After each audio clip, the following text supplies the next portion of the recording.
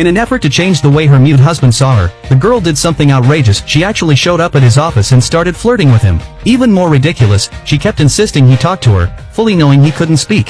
Her bizarre behavior instantly irritated the man, but all he could do was glare at her in warning. After all, this was the same woman who used to hate him with a passion, now suddenly clinging to him like a lovesick kitten? It was suspicious, to say the least. He couldn't help but wonder what kind of scheme she was cooking up this time, because in their previous life, her cruelty toward him had been unimaginable. She once kicked him out of their home in the middle of the night just because he couldn't talk. She even put shards of glass in his breakfast, assuming he wouldn't be able to tell anyone.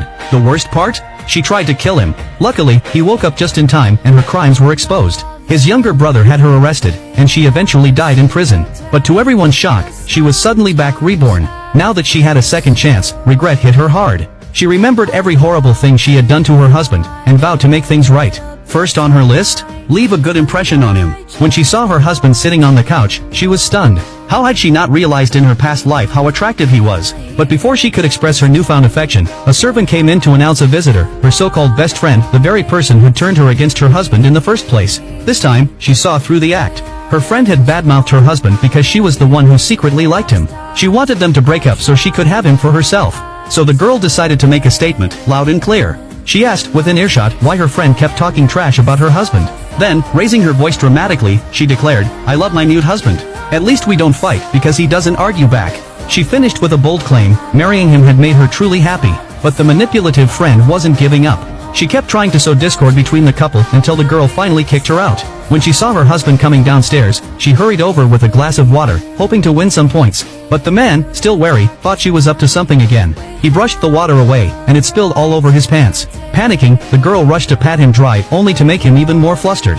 He signed furiously, "Don't touch me." Still, she refused to give up. Seeing him quietly reading on the couch, completely ignoring her, she knew she had to do something drastic to get his attention. So she picked up his book only to realize she didn't understand a single word. She was completely lost. Feeling helpless but determined, she turned to him with big eyes and said in her sweetest voice, "Can you talk with me?" The housekeeper almost dropped the plate in her hands. Talk? She knew full well he was mute. It was beyond awkward. Their marriage had been arranged by his grandmother when they were still kids. Out of respect for the commitment, the man had always treated her with patience and tolerance. But her family had only taken advantage. Her cousin even used their relationship to marry into a wealthy family and still treated her like a personal ATM. In her past life, she had been blind to their manipulation. Now, she wanted it all back.